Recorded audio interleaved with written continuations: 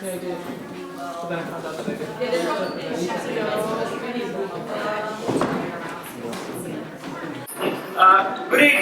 My name is Al Walters, and I'm the president of the Elgin History Museum. And we couldn't be happier that you're here tonight. We're thrilled to be able to share the Lao exhibit and history and culture and community with all of us tonight. And we're looking forward to seeing just some wonderful dancing and interaction. And again, we couldn't be happier to have you here. I see a lot of faces that are probably new to the museum. So one important piece of information is always, where's the bathroom? And it's right down the other end of this hall. So you can have that little piece of information. Now the museum in general is open tonight. Of course we're here to focus on the Lao exhibit. But if you should want to wander off and look at things on the first and second floor, the museum is open, the lights are on. And if you have any questions, just get one of us museum people to answer them for you. Okay? Okay. All right, next up is our museum director, Liz, who had a lot to do with helping you put this exhibit together. Hi, I'm Liz Marston. I'm the museum director. And I wanted to share a few things before we get started with Ket. We have our friend Chaz Surridge here, and he's going to speak for just a second on the Pandemic Health Navigator. Thank you. Hello everybody, good evening. My name is Ket Herena, and I'm here with my colleague, Ana Maria Mora, and together we are 2/5 of the Yale Board of Libraries Pandemic Assistance Team. And basically our job is to help people in the community with any type of needs or hardships that they may have due to the COVID pandemic. So a few things that we do primarily help people find where they get the vaccine and make appointments if they need help. We help organize vaccine clinics, and then we try to help connect people in the community to resources for rental, mortgage, and utility assistance, to name a few things. So we'll be out here tonight. We have our table set up. So if there's anything we can help you with, or if you just want more information, please feel free to stop by and talk to us. We have flyers, so if you want to take a flyer and call us at another time, or if you know anybody who needs some help and you want to pass along their flyer, or you have a business or an organization you want to take some flyers to, please feel free to stop by and talk to us.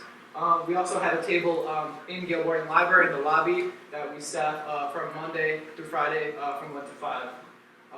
So thank you for listening. Thank you to Liz and Ket for having us here. And I think this is going to be one of the more fun events that we've worked. So thanks again for having us. Thank you for the food. And we hope to talk to you later.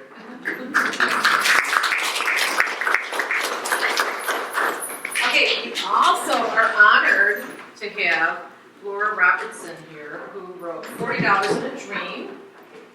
And she's going to come over here and talk to you about her book, and it is for sale, and she'll sign it for you tonight if you're interested in having that. So, go ahead, Laura. I didn't anticipate talking, so I don't have any speech or anything planned. However, thank you so much for that. So, I recently published a book on Amazon, $40 in a Dream. This book was inspired by 10 years ago, when my husband had to write a book report about someone from out of the country. And so I began to think, and I'm like, well, I don't know about my history, because a lot of times our parents, they went through a lot to get here. We had no idea. All I knew was that we're immigrants, right? And so we just came here for a better life. I didn't know what that meant. And so I started to explore, and I called my dad, and I said, Dad, I have to write a book report about someone from out of the country. My husband had to write a book report, and you need to tell me what's going on. Like, what do I tell him? I don't know my history. He paused, a really, really long pause. And he said, what do you mean? What do you want me to tell you? I don't know what to tell you. I said, well, I don't know, Dad. You know the history. Where did we come from? Why are we here? He gave me a phone number, and this number led to a lady named Jane Scott from Tennessee. And so here I wrote down the number, picked up the phone, I called with my voice shivering, like, who is the stranger on the other line? So I called, the phone rings, Jane answers on the other line. I said, hi, Jane, this is Nippapon. Remember me? And this was 35 years since I have seen Jane. I was a little refugee child when we first met, and here I am, a 30-something-year-old adult, and out of the blue, I called her, and she's like, Nippapon! Like, her voice was shivering, she was crying on the other end, and I said, hi, I'm glad you remember me. I need to know about my history because my husband has to write a book report for his college project. And so Jane said, it's so great to hear from you. I'm going to dig into my attic and I'm going to find the articles of information that might be of interest to you. So Jane went to dig in. She went into her attic, and next week, I received this packet of information, and I just, little by little, I pulled out little pieces of articles and newspaper clippings, and I just sat there and bawled my eyes out. It was like I was reading from someone else from the movies. I'm like, are you serious? Like, this is me? I'm reading about myself. I was born homeless. I have no birth certificate. Like, this was me. I could not believe it. Like, this explains why I have no birth certificate. This explains why my parents were so strict. This explains why, as a Lao refugee, I was raised the way that I was, because my parents are from another country. They didn't know how to raise a child in America the way they did the best that they can, why we were so poor, why all the things happen. And so everything at that moment of reading these paper articles, my whole entire life did a 360, and I was just like, oh my goodness, wow. It was just such an awe feeling, like, wow, this is exactly why I am who I am and why everything happened the way that it did. So, Dad comes over. I said, Dad, we need to have a talk. We need to sit down. Let's have a talk. You're getting older. You need to tell me what is going on. How do we get here and why? I want to hear from you. So I turned on the recorder on my phone and I said, Dad, I'm going to record you. And my father, for 2 hours, he went through this long history of everything post-war, when the American troops pulled out, his being held captive. He still has rope scars on his wrist, and I had no idea. And the world has no idea what we as Laotian refugees went through. And it's, you guys, like, this is so meaningful what you're doing today, because Elgin was my home. This was my home. Like, we came here. I was that little barefooted child running around, So when you do stuff for refugees and when you do stuff, like, for me and for, the people that are without, like, that means so much to us, because you gave us life, you gave us a dream, you allowed us to you were that pillar to help us get to where we were. So at that very moment of realizing everything my parents went through to get here, I made it my mission to give back, to learn as much as I can about our culture, about our community, and to give back. And right now, my husband and I, we own a marketing company here in Elgin, which launched right during the pandemic. Fortunately, it's an online marketing company. It's an online business. However, aside from that, everything that I do, it's intentional. My office is in Elgin. I give back whenever I can. Right now, I work for 2 nonprofit organizations that I'm funded through the Retirement Foundation to help out with 2 nonprofit organizations in order to give back to the refugees and immigrants and nonprofit and a low income in our community. So everything that I do now, because of what I found about our history, and just knowing that, and knowing that you guys put our history here so that our children and our children's children can know where we came from, can know the struggles that we we've been through. It just means a lot to me. So with that, I just truly want to thank you. But I journal all of my experience of growing up and learning about my identity. You know, growing up, I didn't know. Growing up, I was too Asian for Americans because, you know, I had the hand-me-down clothes, I was poor, I was being, attacked, racism. My childhood friend Madeline is here with me from grade school, elementary school. So she was around at that time. And during elementary school, she may not have realized this, but I was bullied every single day. I hated recess. Chinese, Japanese, look at these. I hated recess. And even my teacher, I won't say her name because I know there's some U46 teachers in here. I just met one. So I won't tell you who said this to me. But here we are 30, 40 years later. I still remember this very day this teacher, U46 teacher, said this to me. She yelled at me and said, "You don't deserve this country." And I went home and I said, "Dad, this teacher told me I didn't deserve this country." The way that my father explained racism, honey, some Americans, they like us, they love us. However, there are some that just don't like us because we have black hair. We have dark hair, so I started putting sun in my hair. Well, maybe they'll like me now. But, every day it was a struggle. I was struggling with my identity. I was struggling with who I am, why I couldn't do everything that my American friends could do, why we couldn't go to the movies, why we couldn't go to school basketball or football, things like that. And as I got older, I started becoming more and more Americanized, and all of a sudden, it was almost like I was too American for my Asian culture. So certain people in my community started to bully me. Now the bully's coming from the other side. So I was too Asian for the American. So I started to struggle with my identity. It wasn't everybody, because as you know, our Lao community is the most loving community that I have ever, they're just amazing. But there are just certain few who were still, old school, and, because I started to become a little more Americanized, because that's all I knew, right? So I started getting kind of bullied and harassed by my Lao family members, and so then that led me to running away.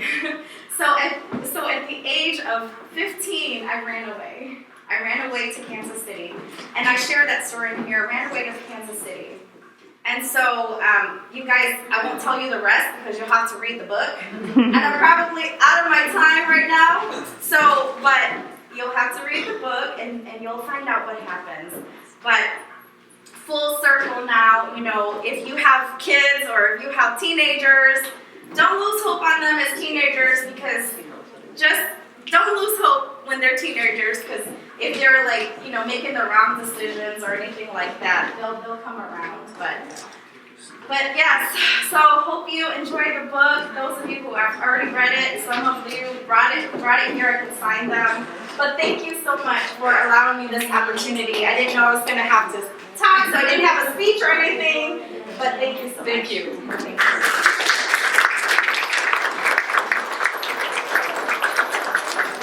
Okay, now I want to introduce Ket Herena.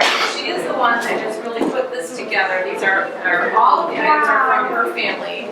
And Ket lives in Streamwood with her husband. Can you hear me? Okay. Ket lives in Streamwood with her husband and 3 children. And she was a refugee from Laos. Her family came here in 1978 when she was about 10 years old. Ket teaches Lao children traditional dance and music, and she's a strong advocate for the Lao community. She's also the director at the Open Door Clinic. So with that, Ket. Thank you.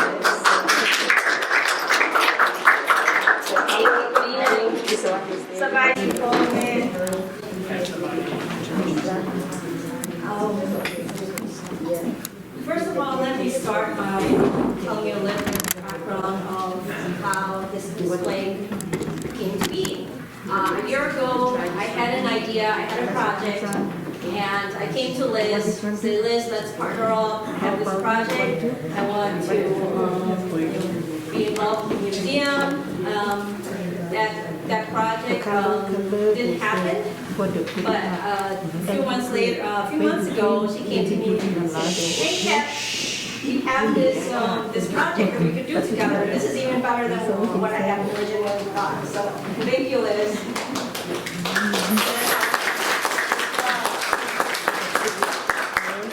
As part of our culture, we start an event or a gathering or festivals with a blessing. Either I would usually have our dancers do a blessing dance, but we have other dances planned for tonight. So we're going to do a blessing ceremony. If I could get your attention to my right here, this bowl. It's called a pakwan. It's part of our culture. Pakwan is it means a tray that brings the spirit together. It's a love tree, and usually in it we use it for happy celebrations like a new baby, a get well, or going away, happy journeys, and stuff like that. So in the picture here is an example of a wedding that's in the 90s, my sister's wedding. Whose wedding is it? Kate's wedding. It's you. It's you or your sister, right? Yeah, my sister Kate. She's in the center of her husband. I'm in the green next to her, and then my other sister Bird, who's here too, is in the pink, and my parents. So that's an example of a wedding, and then you can see the pakwan in the background. And the pakwan consists of 5 things. Okay. One is a candle on top that you light during the ceremony. It signifies light. 2, flowers around it signifies purity. 3, the food and wine that's in the pakwan signifies prosperity. Okay. And then the strings that you have now, we're going to do a blessing with, signifies unity. And the silver bowl just brings everything together as a foundation. It's a foundation that brings all those things together. And usually a wise man or something would perform the ceremony, calling the spirits and calling all the good guardians and to come bless us. And then we would bless each other with the strings. So with that, Liz, can I have yours? I will need a volunteer so I can show you how to do it. Any volunteers? Are you already at one? All right. That gentleman back there, which is my husband.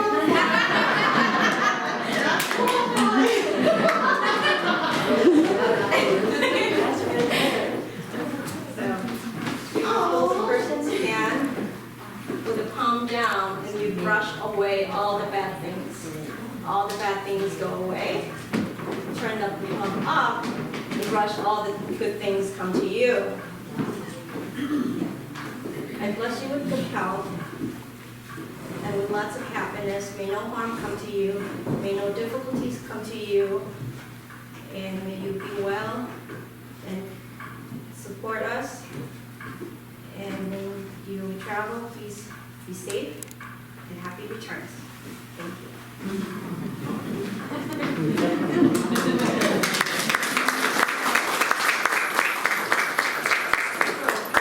And now I'd like you all to turn to your neighbors and bless your neighbor.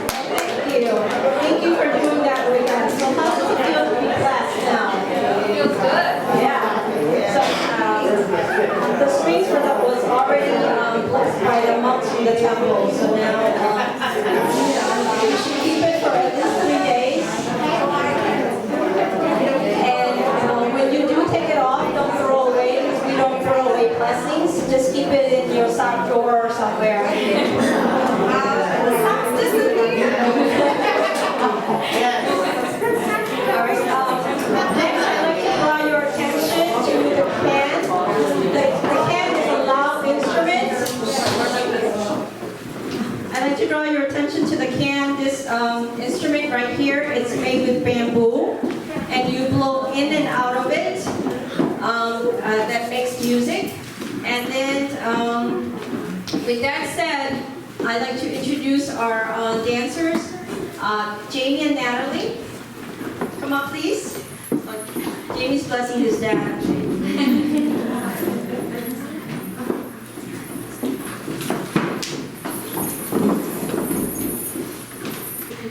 So the can is very important to our culture because you can't find it anywhere else because it's from Laos, and now our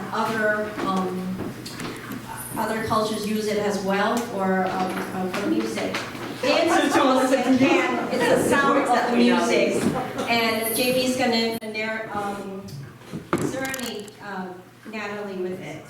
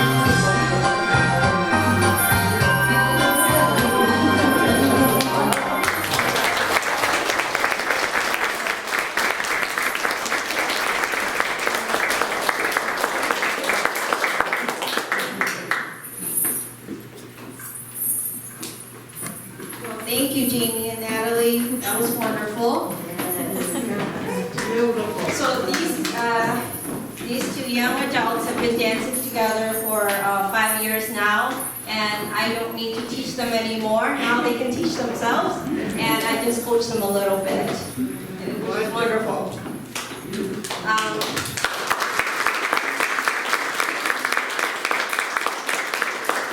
So I hope you enjoy that piece. They will be doing another piece, which is one of my favorite dance coming up. But I'd like to talk a little bit about this display and why Lao people came to U.S. came to Elgin. Laura has already talked about it a little bit, but does anybody everywhere else in the world, does anybody know why Lao people came to Elgin? Church. The Church of the Brethren brought families, right? Right. Also, when we were in the refugee camp, when they interviewed us, and they asked us where do we want to go in the world, USA. and we don't know anywhere else. We don't know San Fran. We don't know, but we know Elgin because Elgin is a sister city of Vientiane. In 1967, so they wrote a treaty to be sister cities, and that's how we know Elgin. So that's why when people started coming here, and then my parents, my family included, we came when I was maybe 10 years old, and at the time we didn't know any English, but we settled here, and then once we settled, then we sponsored our families to come as well, and in my house there's probably 5 families living in that 3-bedroom apartment at one time. So families came, and then we got them settled. They move out, and then more families come. And so it's not just our family that did that. A lot of people did that. So we're one of the, I guess, pioneers that for the Lao community in Elgin here. So. Over here in the display, it tells you about Laos. If you get a chance later on, you can walk around and read some of the descriptions, and that's how that we got here. And then once we're here already, the community grew really fast in the early 80s, right? So, and also people are in Rockford as well. So the two communities, Elgin and Rockford, got together and established the first Lao Buddhist temple in Rockford. That's in the early 80s. It's probably one of the first Buddhist temples in America. We looked up today that right around the same time one was established in San Diego. Liz did that for us today. Thank you, Liz. So I'm not a historian, but I lived through this. I survived the Vietnam War. You came to America, 40-something years later, and here we are. And then during the 80s and 90s, there were a lot of gang activities. And for the youth, so the parents, the community leaders got together. We have to do something to help, the younger generations and steer them to school, and don't do gangs and stuff like that. So that's when they established the first Lao American organization of Elgin. That's now called Lao E, short for Lao E. So that's how Lao E was established, and to help refugees, to help do activities, to help us get settled here.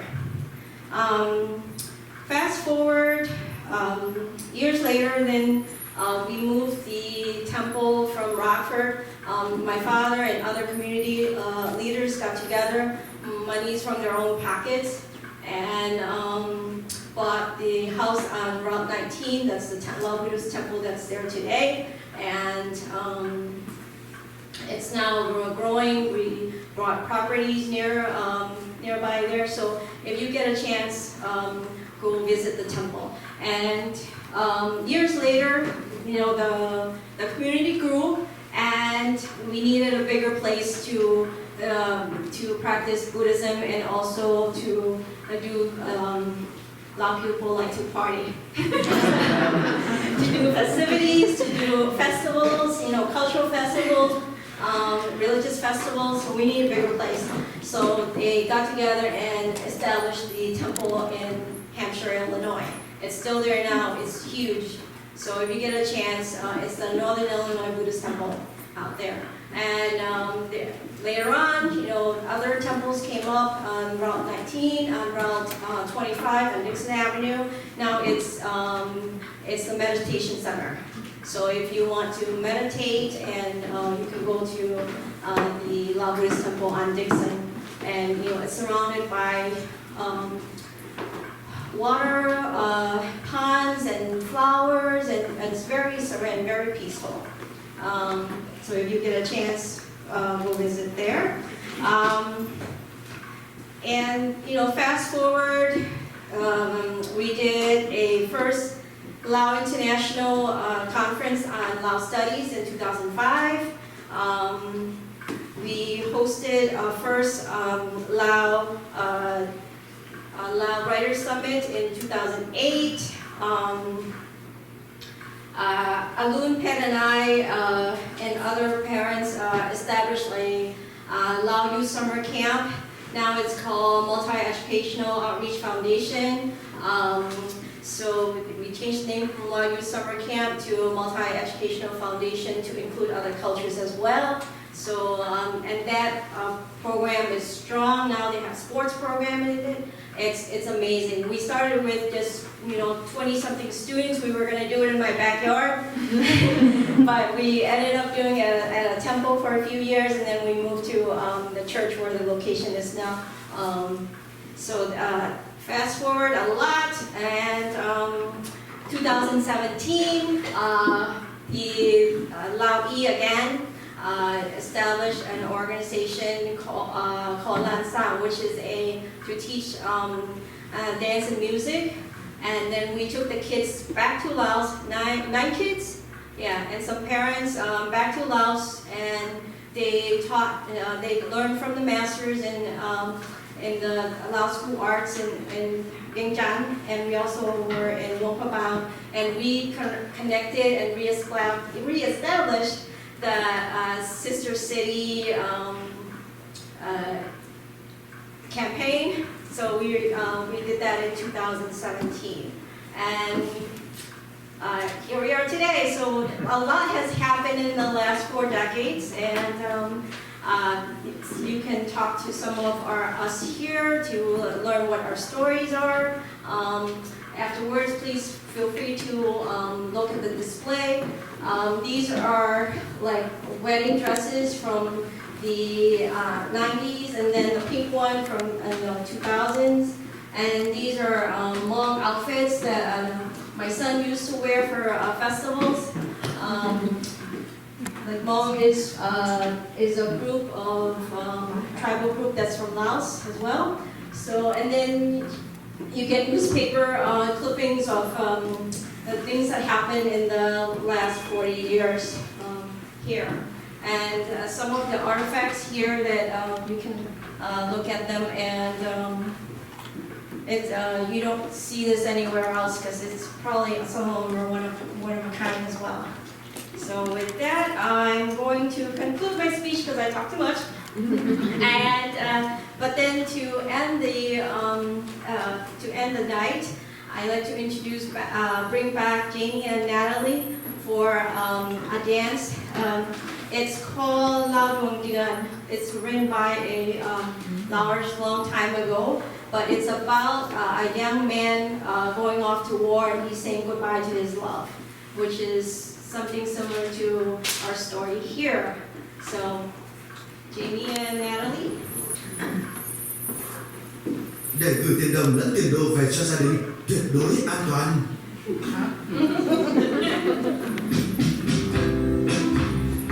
Download this app today.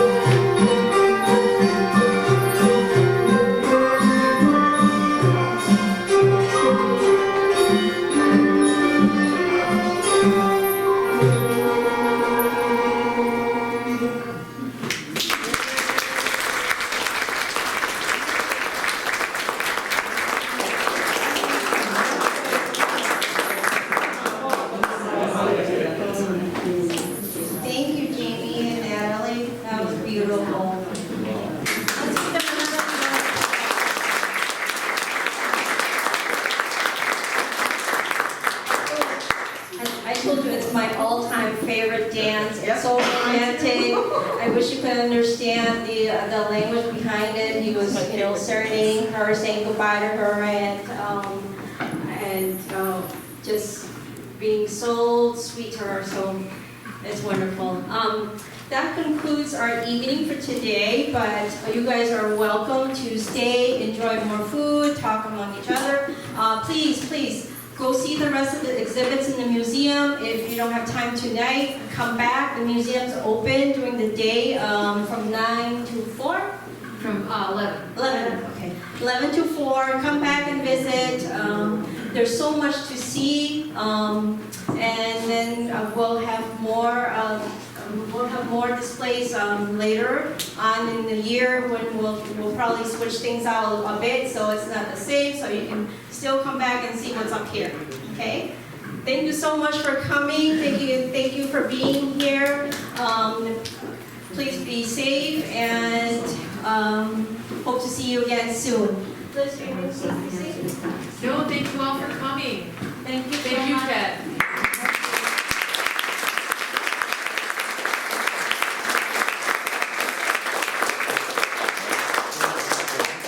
Please come up and see the display and walk around.